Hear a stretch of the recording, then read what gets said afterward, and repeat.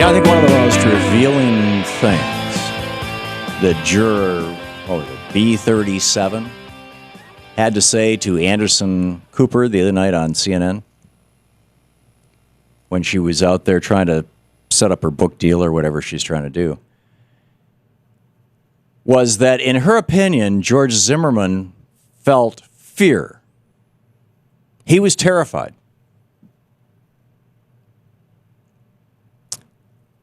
Apparently, it never occurred to her that Trayvon Martin felt fear.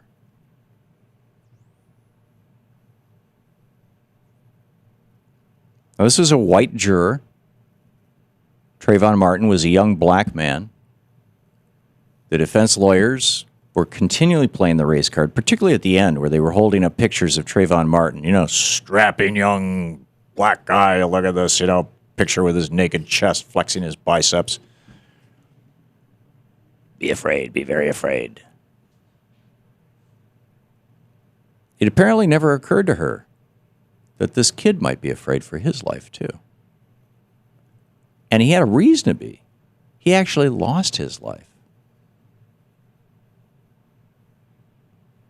This is I think more than anything else, this juror's comment demonstrates how powerful and pervasive racism is, at the same time that it demonstrates how subtle and unconscious it is.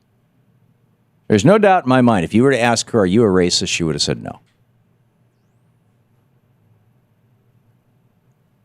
And yet she was identifying with George Zimmerman rather than Trayvon Martin. She was concerned about what he felt, how he was reacting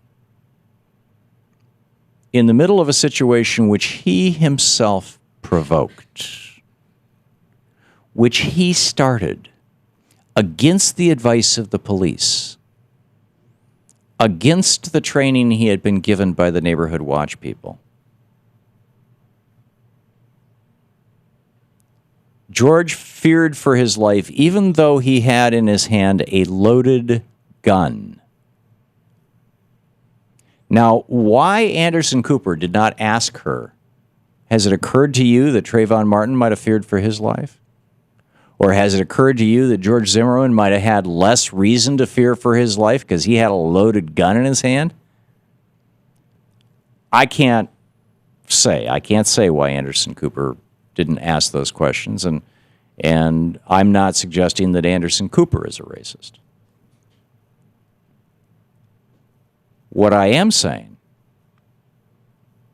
and I want to say this very clearly, is that at some level, some very subtle, some very deep level, one that most, particularly white people, are unaware of, that we're all racists. That we all have a certain level of those kinds of assumptions built into our worldview. Of we'll identify with the guy who's like us rather than the guy who's not, first. And if you're on a jury and your job is to evaluate the truth,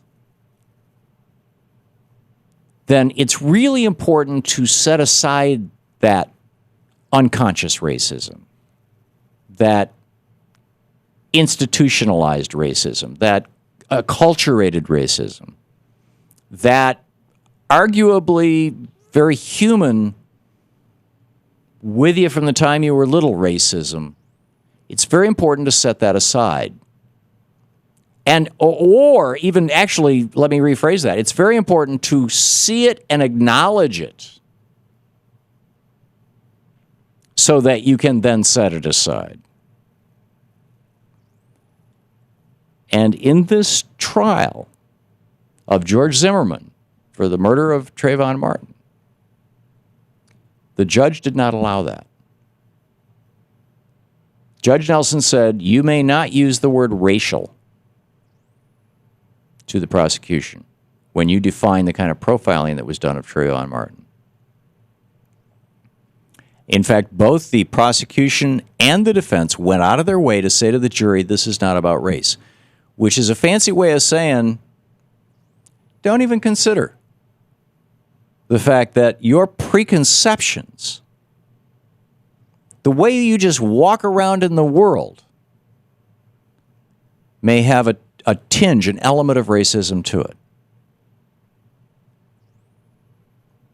There's a lot of black people in this country. There's a relatively small number of them who are criminals. And yet, many of the people, at least apparently one of the people on that jury, looks at black people and goes, uh-oh. Or thinks, hey, if I was alone at night encountering a black man, uh-oh. That should have been front and center, in my opinion. That conversation should have been front and center. And in fact, that conversation is the beginning of the national conversation on race that we need to be having. The fact that, as we talked about a couple days ago on this program, maybe it was yesterday, that a white person being followed by a black person at night in this society is most likely, if they are afraid, if they do think that that person has ill intent toward them, is most likely thinking, I might get robbed, I might get beaten up. Or if there's if it's a woman, I might get raped. But a black person being followed by a white person in this society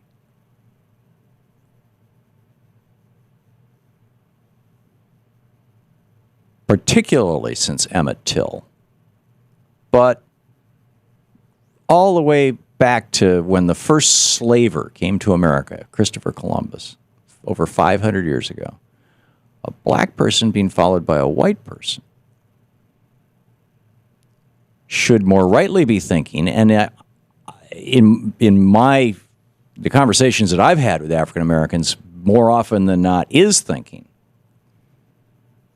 not, I might get robbed, I might get raped, I might get beaten up. They're thinking, I might get killed and that white person will get away with it. Or I might get killed because white people have a long history of killing black people and getting away with it.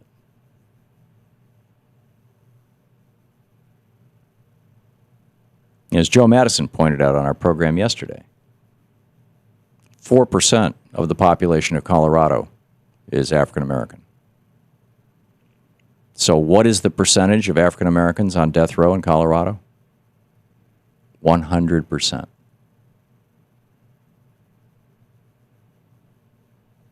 that mean the white people don't kill black people in Colorado? No. No, it happens. They just don't end up on death row. In many cases, they just don't even end up in jail.